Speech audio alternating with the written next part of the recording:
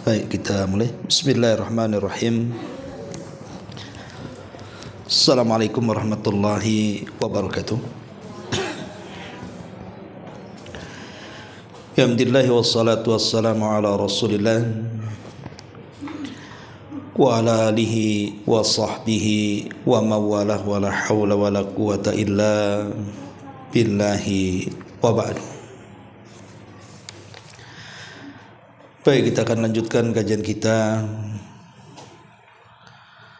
masih membahas Kitabul Jami, dan kita masuk pada hadis ke-35 halaman 210. An Mu'adz bin Jabal radhiyallahu anhu qala qala Rasulullah sallallahu alaihi wasallam man ayyara akhahu bi dhanbin lam yamut hatta ya'malahu akhrajahu Tirmidzi wa hassanahu wa sanaduhu munqati'un. Dari Mu'adz bin Jabal radhiyallahu an, dia berkata, Rasulullah sallallahu alaihi wasallam bersabda, barang siapa mencela saudaranya karena melakukan satu dosa, niscaya dia yang mencela itu tidak akan mati sebelum melakukan dosa itu pula. Hadis ini dikeluarkan Imam Tirmidzi dan dia menganggap hadis ini hasan, tetapi sanadnya terputus. Bahkan ada sebagian para ulama seperti Syekh Albani mengatakan lemah.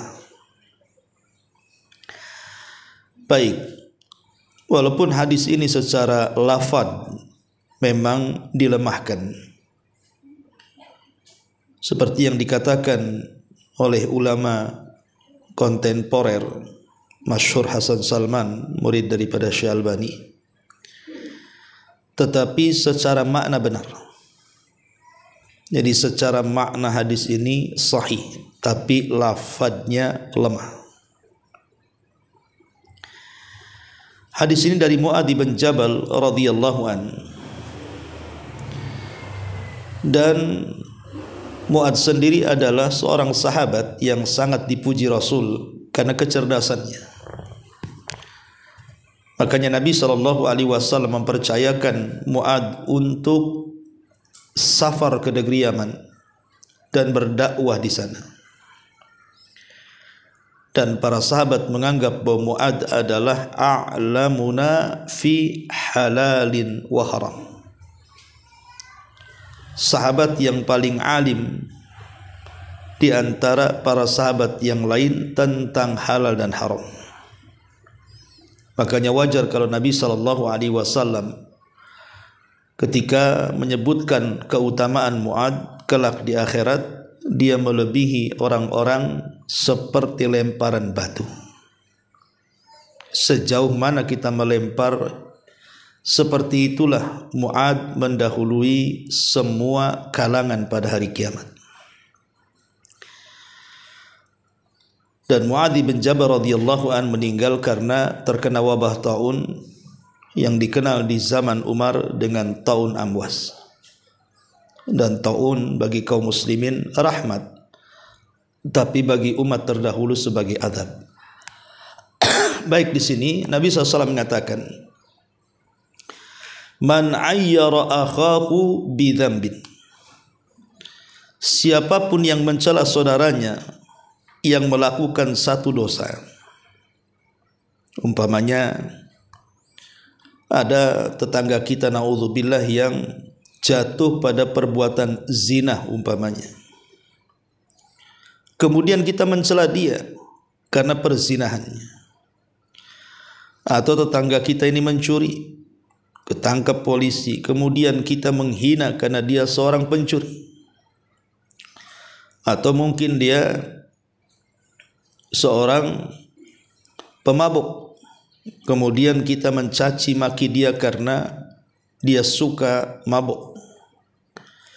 Pokoknya apapun perbuatan dosa, yang dilakukan oleh orang lain, tetangga, kawan atau siapapun bahkan keluarga, kemudian kita hina, dasar kau pencuri, dasar kau pezina, dasar kau pemabuk, dasar kau penjudi, maka Nabi SAW mengatakan lam yamut hatta ya'malahu,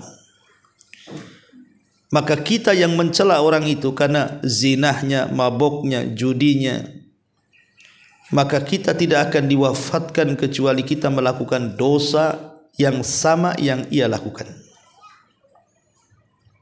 Dan ini bagian daripada al-jaza min jinsil amal, bahwa balasan Allah itu pasti akan sampai kepada kita sesuai dengan perbuatan yang kita lakukan. Di zaman Nabi ada orang yang mabuk, bukan tidak ada yang mabuk, di zaman Nabi ada, dan ketangkap berkali-kali dan dicambuk berkali-kali, sampai jengkelnya para sahabat akhirnya mencaci maki dia. Setelah mencaci maki dia, maka Nabi SAW marah dan mengatakan la tasubbuhu, jangan kau cela dia, karena walaupun dia pemabuk, dia adalah orang yang sangat mencintai Allah dan Rasulnya.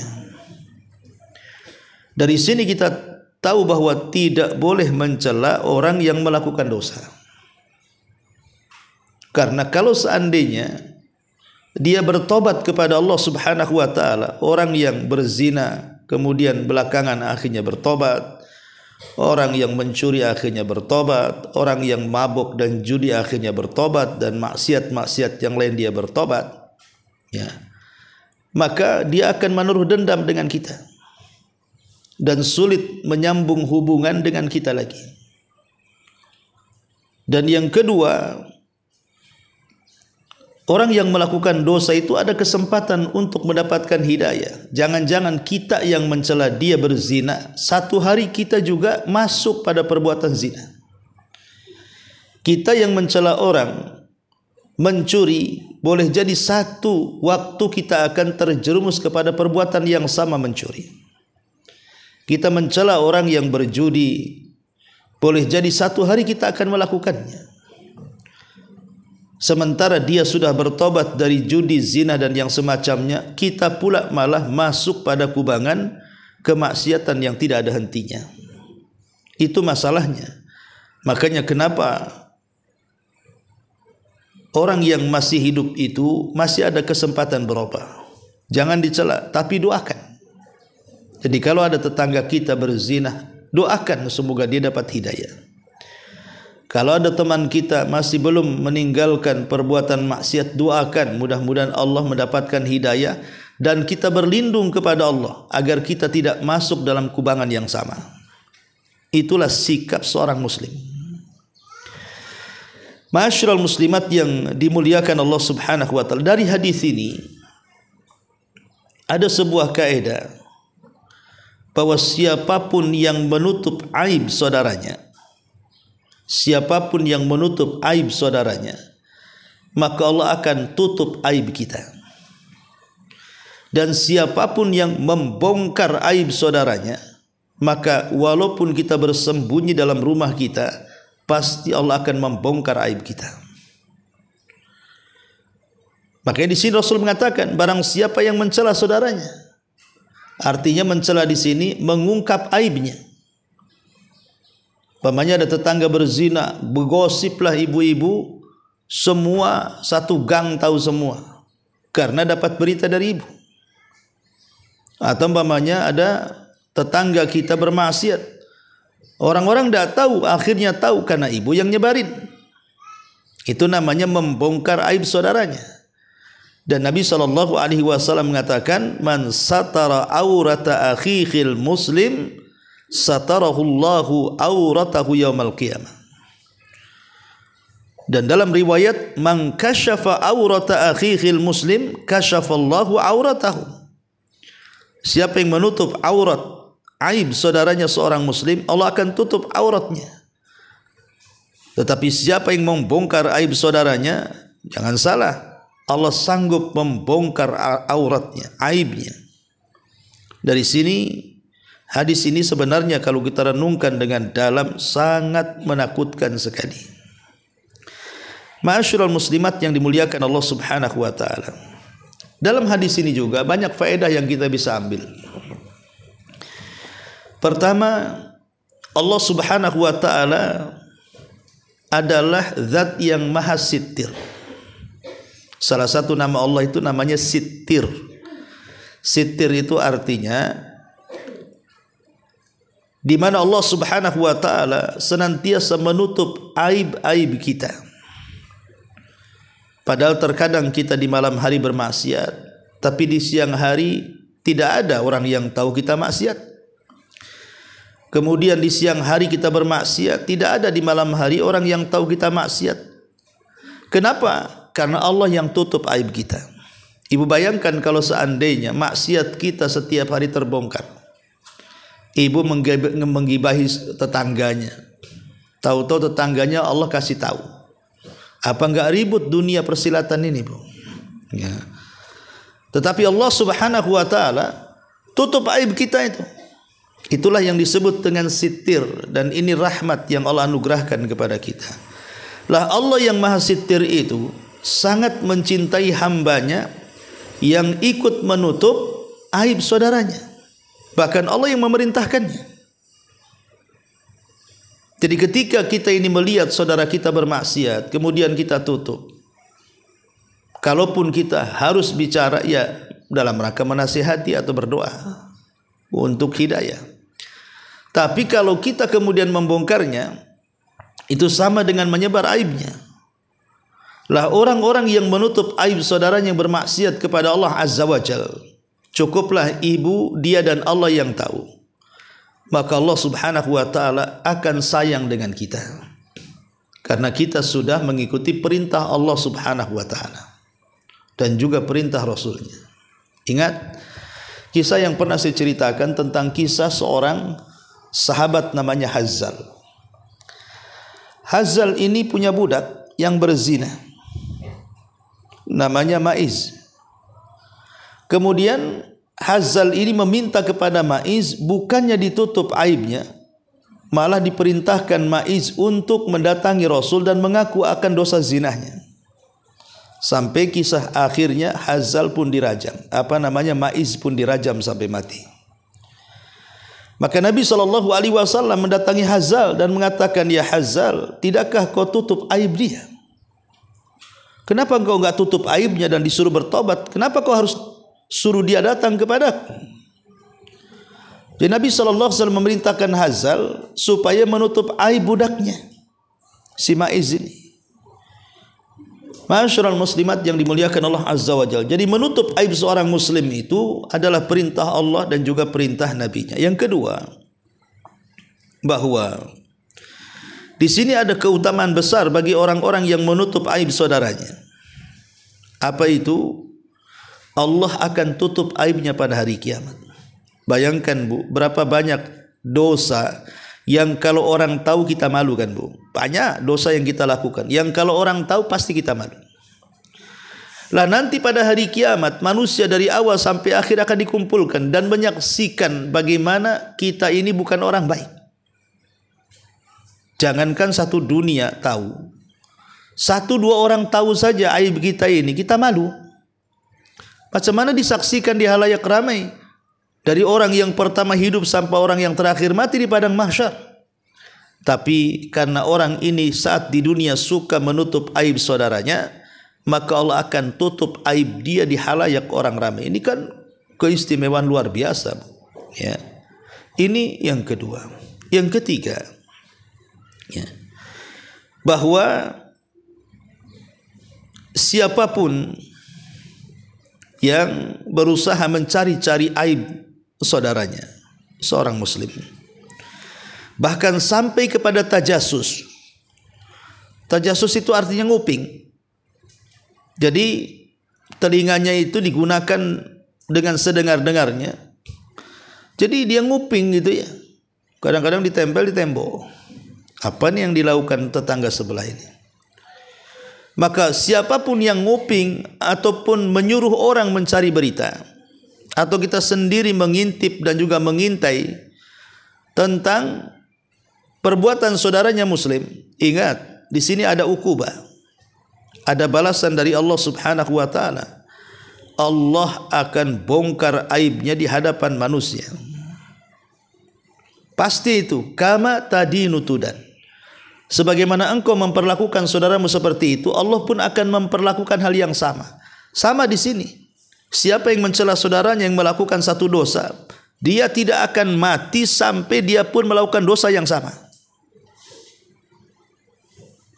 Kalau saudara kita digibah oleh kita, jangan salah kalau Allah kemudian mengirim orang menggibah kita. Kalau ada orang yang kemudian kesana kemari mengadu domba, Allah akan kirim orang mengadu domba kepada kita. Begitulah balasan Allah itu pasti. Ma'asyiral muslimat yang dimuliakan Allah Subhanahu wa taala. Kemudian yang keempat, bahwa perintah untuk menutup aib saudaranya itu tidak termasuk kita ini mendoakan kebaikan. Umpamanya ada tetangga-tetangga menggibah saudaranya. Kita ada di situ, Bu. Ya. Orang itu ngomong macam-macam oleh tetangganya, tapi ibu nimbrung di situ. Tapi nimbrungnya tidak ikut mereka. Mungkin bahasa ibu, sudah, kita doakan aja, mudah-mudahan dia tobat, gitu kan.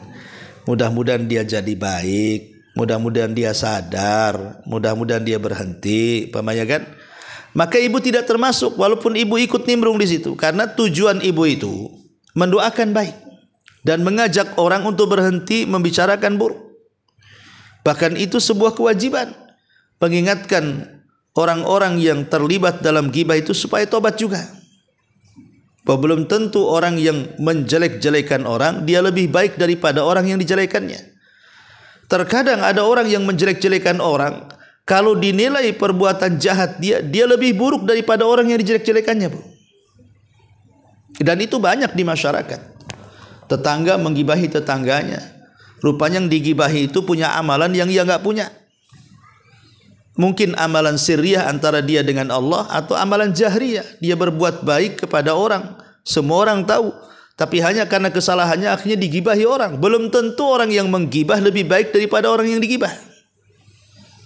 Itu yang harus dipahami. Ya. Ma'asyiral muslimat yang dimuliakan Allah Subhanahu wa taala. Tetapi tentunya juga manusia yang paling berhak untuk menutup aibnya tentu adalah aibnya sendiri. Sebelum seseorang berpikir hendak membongkar aib orang, mencela dosa orang, cobalah pikir dosa sendiri. Maksudnya sebelum kita ini membicarakan, ngacalah di kaca itu. Apakah dia juga tidak berpikir dia juga ada aib? Karena manusia ini terkadang bahasanya mungkin kalau di masyarakat itu kan, gajah di depan mata tak nampak gitu ya, semut di seberang lautan pula nampak. Artinya aib kita banyak, kita nggak merasa kita punya aib, kita punya dosa. Tapi aib orang yang kecil bisa pula kita korek-korek. Maka ini bukan akhlak seorang muslim. Makanya Nabi SAW dengan tegas di sini mengatakan, man ayyara akhahu bi dzambin lam yamut hatta ya'malahu. Siapapun yang mencela saudaranya yang melakukan satu dosa, dia tidak akan mati sebelum dia melakukannya. Itulah yang disebut dengan hukum karma, Bu. Ya. Hukum karma itu berlaku. Ma'asyiral muslimat yang dimuliakan Allah Subhanahu wa taala. Al-Iz ibn Abdissalam sampai mengatakan, al-mubalaghatu fi sitril awrati min asrafil muru'ati.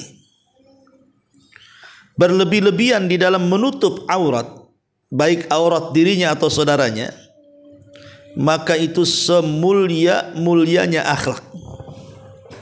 Pamannya ibu nih, ada orang yang lagi kumpul-kumpul bicarakan orang. Ibu datang, sudah, nggak bagus. Ya, sebenarnya dia orang baik, nggak usah dibicarakan. Kalian nggak tahu, mungkin dia ada kebaikannya, mungkin dia itu terpleset. Pokoknya ibu tutup, bagaimanapun ditutup. Padahal ibu tahu juga dia brengsek orangnya. Tetapi kata Al-Iz ibn Abi Salam, orang yang berlebih-lebihan menutup aib saudaranya, apalagi aibnya sendiri, maka itu asyraful muru'ati. Itu semulia-mulianya muru'ah, semulia-mulianya akhlak. Ma'asyiral muslimat yang dimuliakan Allah Subhanahu wa taala. Bahkan dijelaskan oleh Al-Alla ibn Badr rahimahullahu taala, seorang alim, ya. Dia mengatakan la yu'adzabullah atau la yu'adzibullahu azza wa jalla qauman yasturuna dzunuba. Allah tidak akan mengazab sebuah kaum yang mereka berusaha untuk menutup aib-aib mereka, dosa-dosa mereka, baik dosanya atau dosa orang lain. Allah tidak akan mengazab. Maknanya apa? Dari perkataan Al-Ala ibn Badr, berarti Allah akan mengadab sebuah kaum bagi mereka yang tidak bisa menutup aib diri dan saudaranya. Dengan cara apa Allah mengadab? Banyak hal. Allah itu bisa, ala kulli syai'in qadir. Bisa saja Allah Subhanahu wa taala mengirim orang untuk mengadabnya, membicarakannya, membulinya, dan begitu seterusnya. Allah punya cara. Ma'asyiral muslimat yang dimuliakan Allah Subhanahu wa taala. Makanya juga disebutkan oleh Syubail ibn Auf al-Ahmashi rahimahullahu taala, dia mengatakan, kana yuqalu man sami'a bi fahishatin fa abshaha fa huwa fiha kalladhi abda'aha. Siapapun yang mendengar sebuah keburukan yang dilakukan saudaranya, dia sebar pula keburukan itu, maka sesungguhnya fahuwa fiha kalladhi abdaha, maka posisi dia kurang lebih dengan orang yang melakukan perbuatan zina itu, perbuatan fahisyah itu. Jadi begini Bu, kalau ada tetangga kita melakukan zina, kemudian kita sebar, maka sebenarnya kedudukan kita itu sama dengan dia, walaupun kita tidak melakukan zina. Nggak ada bedanya kita dengan dia.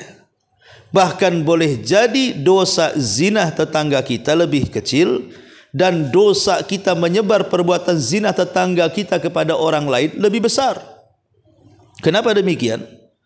Karena tetangga berzina, namanya zina kan dosa yang kembali kepada pribadi, tidak merugikan orang kan Bu. Dia sendiri yang melakukannya, ya.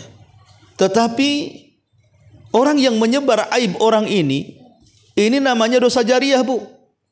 Dosa jariah itu, kalau kita ceritakan perbuatan tetangga kita kepada 10 orang, berarti 10 orang ini kita ajak untuk melakukan dosa. Nanti dari 10 orang ini disebar lagi mungkin sampai 100 orang. Berapa dosa yang akan mengalir kepada kantong kita tuh di sini. Makanya di sini kata Imam Syubail ibn Auf al-Ahmashi memperingatkan kepada kita bahaya, jangan suka mencela sampai menyebar aib saudara kita karena perbuatan dosa yang dilakukannya. Tetapi doakan dengan doa kebaikan. Ma'asyiral muslimat yang dimuliakan Allah Subhanahu wa taala. Al-Imam Ibnul Qayyim rahimahullahu taala, beliau juga mengatakan, lil 'abdi sitrun bainahu wa bainallah wa sitrun bainahu wa bainan nas.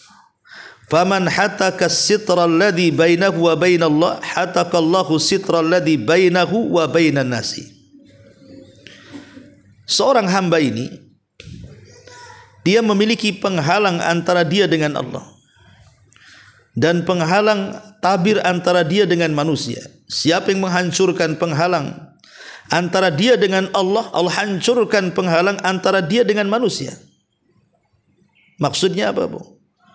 Maksudnya antara kita dengan Allah Subhanahu wa taala itu ada kesepakatan untuk berusaha menyembunyikan aib saudara kita. Karena itu kita menjalankan perintah Allah. Allah yang merintahkan, Rasul juga yang memerintahkan. Tiba-tiba kemudian kita langgar perintah itu, maka ingat Allah Subhanahu wa taala juga akan mengazab dan menghukum kita dengan cara membongkar aib kita. Siapapun yang membongkar aib orang, pasti Allah akan bongkar. Ini sebuah ancaman, ya, ancaman dari Allah Subhanahu wa taala, dan itu banyak sekali dalil-dalil tentang masalah hal ini. Lalu apa sih faedah daripada hadis ini yang kalau seandainya kita amalkan hadis ini, kita berusaha untuk tidak mencela saudara kita karena perbuatan dosa, tapi juga kita tidak redha dengan perbuatan dosa saudara kita, sehingga kita doakan kebaikan. Pertama, Bu, ya, kita ini telah melakukan perbuatan yang sangat mulia, berupa apa? Husnudzon, berbaik sangka. Baik sangka itu akhlaknya orang-orang yang beriman. Jadi kalau kita tidak mencela saudara kita karena perbuatan dosa, artinya kita ini harus menanamkan baik sangka. Baik sangka, oh boleh jadi kenapa dia bisa melakukan seperti itu, oh mungkin begini dan begitu. Pokoknya kasih uzur kepada saudara kita itu. Mungkin dia lagi stres, mungkin dia lagi ini, pokoknya berikan uzur intinya. Berbaik sangka, dan baik sangka itu akan menghasilkan pahala besar. Yang kedua, yutfi'un narul fasad, bisa memadamkan api kerusakan. Coba gara-gara kita ini, pamannya ada tetangga melakukan dosa, kita sebarkan, tetangga tahu, apa enggak rusak hubungan kita dengan tetangga? Bisa saja dia balas dendam, Bu. Bisa saja, boleh jadi dia sampai menyakiti kita karena mungkin tidak tahannya. Bisa saja dia memaki kita, memukul kita, bahkan bisa kalau sampai tersinggung berat bisa membunuh, Bu, kalau dia tidak ada akal. Ya, makanya orang yang berusaha untuk tidak mencela saudaranya karena dengan perbuatan dosa itu, minimalnya bisa meredamkan api amarah. Yang ketiga, yurithul mahabbah. Dengan kita pura-pura bodoh, tidak tahu dengan perbuatan tetangga, tetangga akan happy kan, Bu. Ibu kalau punya tetangga, dia nggak ada urus kita, kita senang tinggal di situ kan. Enak lingkungan sini apa? Tetangganya nggak ada peduli gitu ya. Bahasanya nggak peduli itu apapun yang kita lakukan mereka nggak ikut campur. Tapi kalau ibu hidup di perumahan, ini tetangga ikut campur, kan kayaknya mau pindah perumahan aja tuh. Apalah tetangga di sini, ini kan urusan keluarga, kok dia ikut-ikut manjat pagar, masuk pula ke dalam pagar. Maksudnya apa kan itu? Jadi terkadang timbul suka, akhirnya dia pun happy-happy saja. Ya, bukan berarti kemudian akhirnya melonggarkan dia berbuat maksiat, tidak begitu maksudnya. Maksudnya tetangga kita ini tidak ikut campur dengan urusan privasi kita, karena dia sendiri punya privasi. Tetapi namanya mengingkari kemungkaran itu tetap wajib. Tetap kita nasihati tetangga kita kan itu. Kemudian juga bukan hanya itu saja, ya, bahwa akhlak seperti ini tidak mencela perbuatan saudara kita karena maksiat yang dilakukannya adalah simatus salihin. Itu memang alamat-alamat dia termasuk orang saleh. Ibu ini orang baik karena tidak ikut campur urusan orang. Walaupun sekali lagi tetap kita namanya perbuatan dosa, kita tidak redha. Tetap kita memilih ingkar kemungkaran, ya kalau kita sanggup dengan tangan, enggak sanggup dengan lisan, enggak sanggup dengan hati kan begitu, Bu. Tapi kalau mencela sampai dasar pemabuk kau, dasar kau pezina, penjudi, Bu, wah pokoknya dihabisi. Nah ini bahaya, Bu ya. Nah, tadi kerusakannya jelas gitu ya. Dan ini juga yang membedakan akhlak kita dengan akhlak binatang, Bu. Akhlak kita dengan binatang, kita ini punya akal, punya kehormatan, punya kemuliaan. Jangan memancing-mancing permusuhan dengan orang.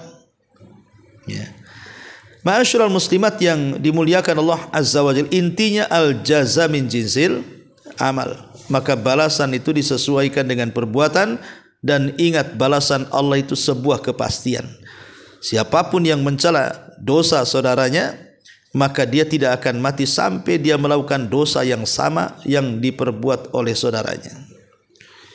Satu hari Nabi Isa bin Maryam melihat ada orang yang mencuri. Di depan matanya lagi dia mencuri. Dikejar sama Nabi Isa tuh, ketangkap. Kemudian Isa mengatakan, kau pencuri. Kata orang ini, wallahi aku tidak mencuri. Padahal jelas-jelas dia mencuri. Tapi karena dia sudah bersumpah atas nama Allah, maka dia berusaha untuk tidak mengatakan dia pencuri. Dan mengatakan, oh kalau begitu mataku yang salah. Dia mengatakan, mataku yang salah lihat. Berusaha menutupi kan begitu ya. Kenapa? Karena dia sudah bersumpah dia tidak mencuri. Itu masalahnya. Kan pihak tertuduh kan bersumpah kalau dia tidak melakukan hal-hal seperti itu. Kalau yang menuduh memang harus datangkan bukti. Lah Isa ini kan tidak ada bukti kalau dia mencuri, hanya dia melihat. Ya. Tetapi karena dia sudah bersumpah atas nama Allah, maka tidak dilanjutkan perkaranya. Begitulah syariat Islam juga sama. Sangat menganjurkan kita untuk tidak mudah mencela saudara kita yang melakukan dosa. Tapi doakan kebaikan kepada mereka, mudah-mudahan mereka sadar dan mereka berhenti dari dosa. Ma'asyiral muslimat yang dimuliakan Allah Subhanahu wa taala. Baik, ini di antara hadis yang ketiga tentang bahaya orang yang mencela saudaranya seorang muslim. Maka Allah Subhanahu wa taala tidak akan mewafatkan dia sampai dia melakukan dosa yang sama. Ma'asyiral muslimat yang dimuliakan Allah Subhanahu wa taala, kita masuk pada hadis yang keempat.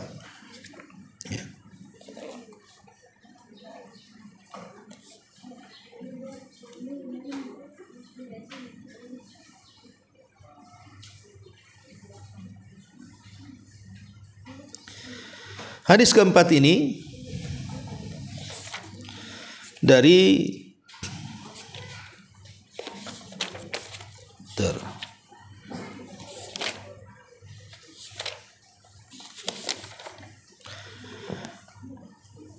An Bahz bin Hakim, An Bahz bin Hakim, an abihi an jaddihi radhiyallahu anhu.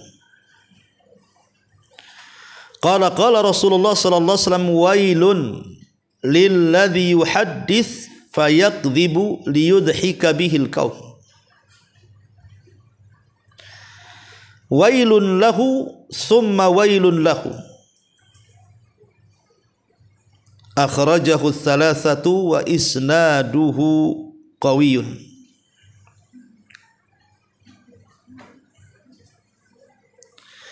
Dari Bahz ibn Hakim, dari Bahz ibn Hakim dari ayahnya, dari kakeknya, semoga Allah Subhanahu wa taala meridainya. Nabi sallallahu alaihi wasallam bersabda, celaka orang yang berbicara kemudian dia pun berdusta untuk membuat orang-orang tertawa. Maka Nabi mengatakan, celaka dia dan celaka dia. Ma'asyiral muslimat yang dimuliakan Allah Subhanahu wa taala. Hadis ini adalah hadis yang menjelaskan kepada kita bahwa dalam bercanda itu ada batasan. Ingat Bu, dalam bercanda itu ada batasan. Jangan sampai kemudian seseorang bercanda supaya orang tertawa, tapi isi dalamnya semua kedustaan. Tidak boleh. Karena canda yang dibolehkan itu Bu, pertama, dalam rangka meluruskan tujuan. Seperti umpamanya menghilangkan penat, rasa bosan, untuk menyegarkan suasana. Tetapi juga ingat, candaan-candaannya tidak boleh menghina. Ya, umpamanya ya mungkin lagi panas, ya akhirnya ibu kemudian bercanda satu dengan yang lain sehingga ucapan ibu membuat tertawa orang. Tidak ada masalah, Bu. Ya, karena yang penting tidak ada ucapan-ucapan dusta di dalamnya. Ya bercandalah, ma'ruf lah ibu, kadang-kadang duduk-duduk ketawa-ketawa kan gitu. Ya. Yang kedua, tidak melampaui batas. Jangan sampai candaan itu melampaui batas, Bu. Seperti akhirnya menjatuhkan wibawa dan martabat kawannya. Kawannya merasa malu, kawannya merasa kecil hati. Nah, itu tak boleh bercanda seperti itu. Ya. Atau mungkin ibu jangan bercanda kepada orang yang tidak suka bercanda. Kan ada tuh orang yang gak suka bercanda, ibu candai, marahlah dia. Tahu orang ini seriusan, ibu candai pula dia. Jadi jangan bercanda dengan orang yang tidak suka bercanda. Ya. Dan jangan bercanda dalam perkara serius. Orang ini lagi rapat serius, ibu pula bercanda, kan kurang ajar, Bu. Ya. Orang ini lagi rapat serius, umpamanya di pengadilan. Di pengadilan kan serius tuh. Bercanda pula ibu jadi saksi di situ. Nah, ini kan tidak bisa bercanda dalam perkara-perkara serius itu. Karena ini bisa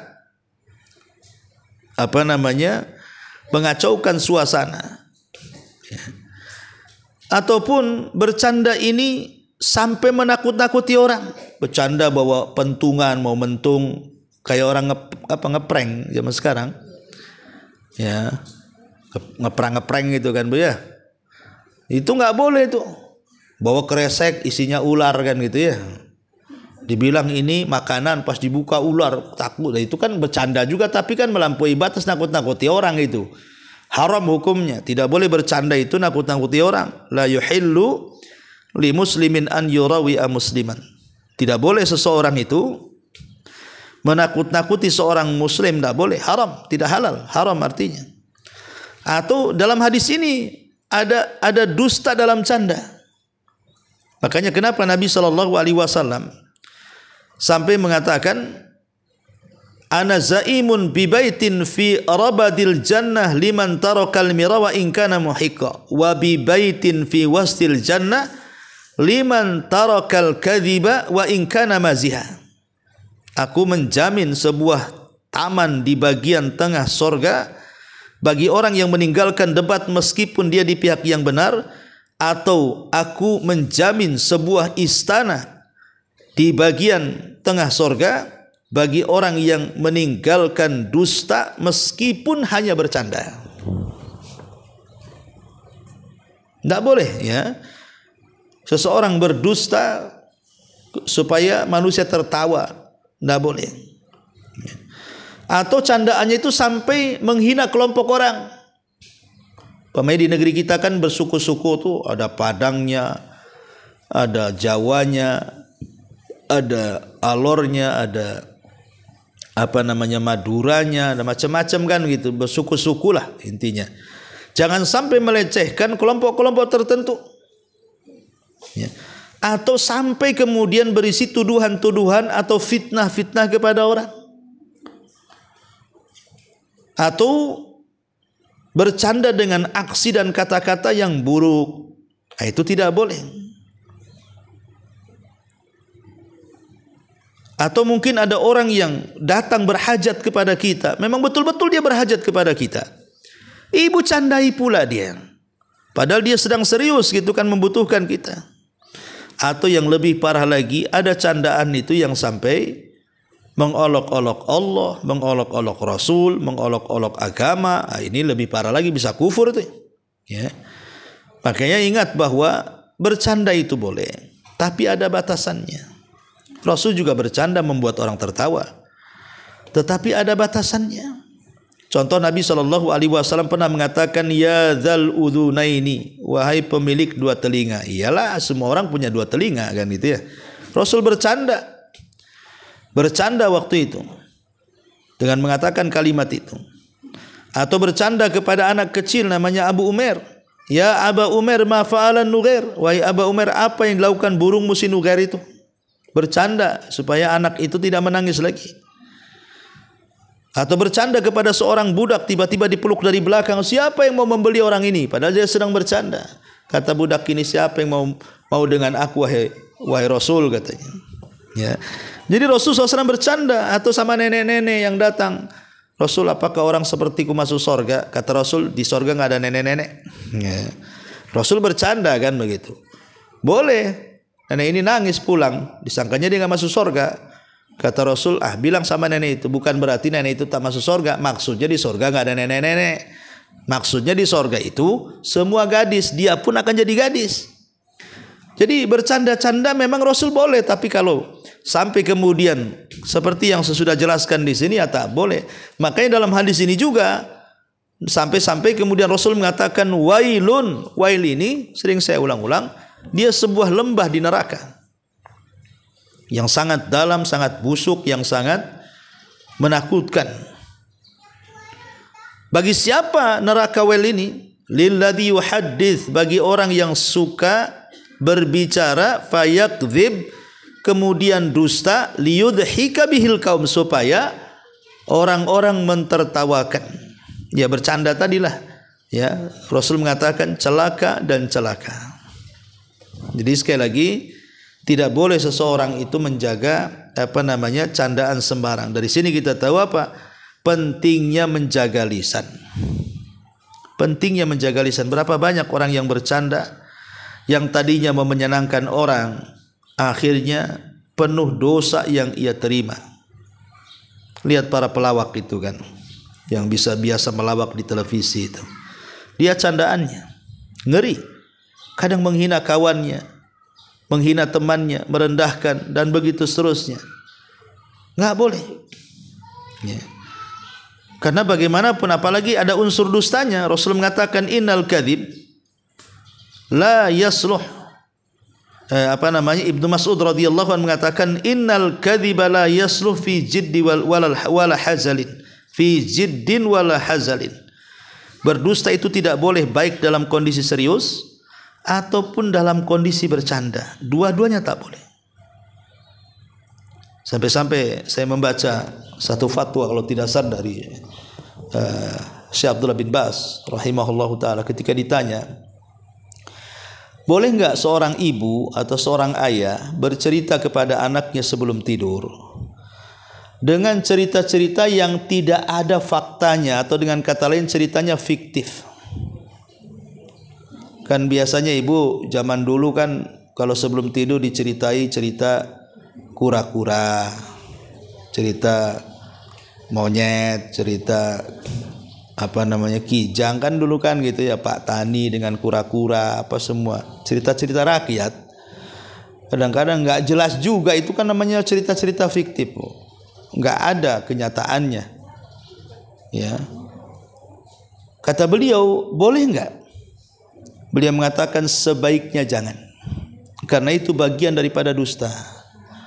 Banyak cerita-cerita yang manfaat, menceritakan sejarah Nabi, sejarah sahabat, sejarah para ulama. Ini sejarah kura-kura pula diceritakan. Ya. Jadi kata Syekh bin Baz, sebaiknya jangan diceritakan. Ambil cerita-cerita yang fakta dan bermanfaat. Para nabi, sejarah nabi, sejarah para sahabat, para ulama, orang-orang hebat, supaya menjadi inspirasi bagi anak itu kelak kalau sudah besar. Ya. Wallahu a'lam. Ini diantara keterangan singkat dari hadis yang keempat dalam bab ini. Silakan kalau sebelum saya tutup, kalau ada yang bertanya.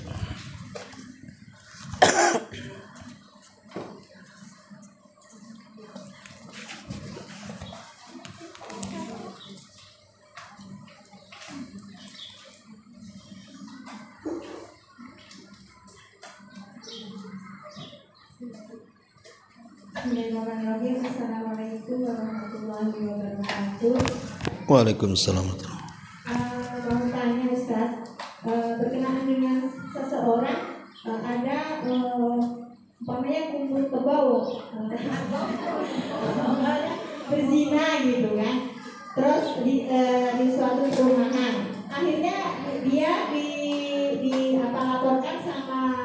ketua. Terus ketua RT gitu ya.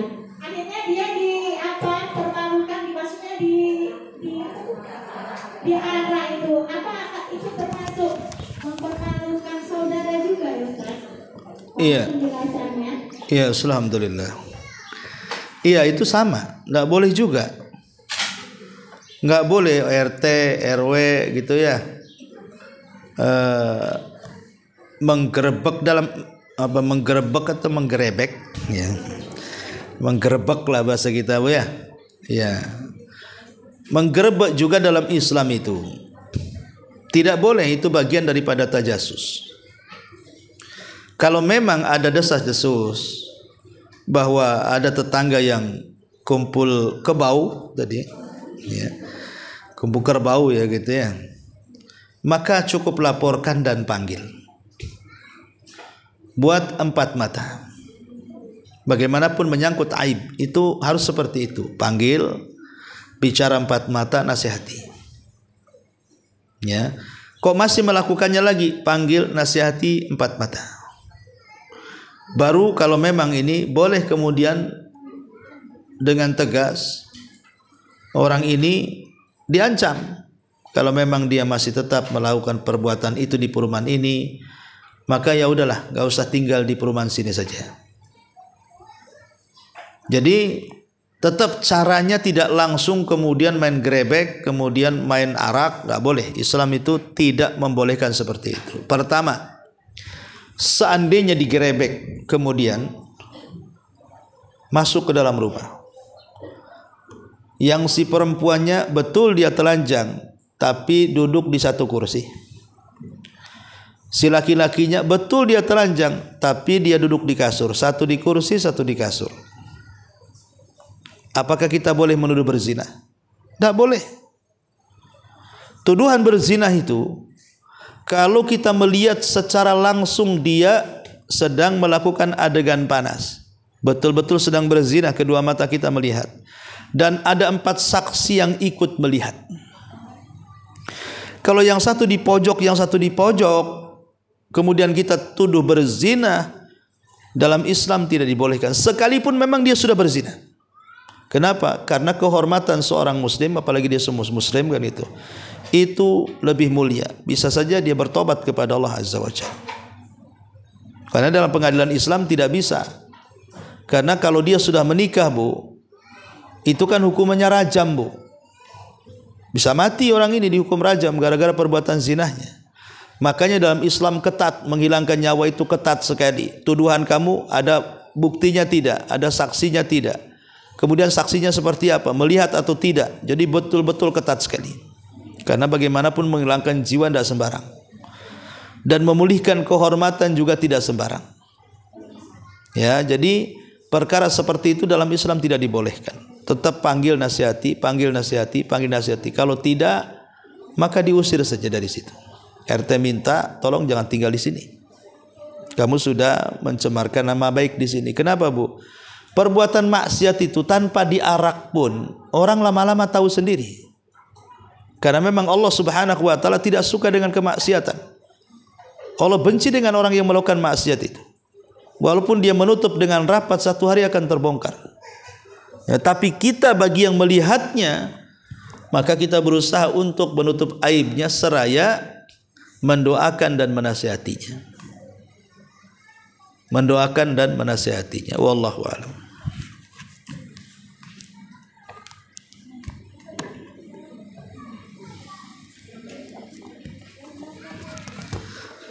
Baik, kalau sudah kita tutup. Subhanakallah bihamdika asyhadu an la ilaha illa anta astaghfiruka wa atubu ilaik. Allahu taala alam. Assalamualaikum warahmatullahi wabarakatuh.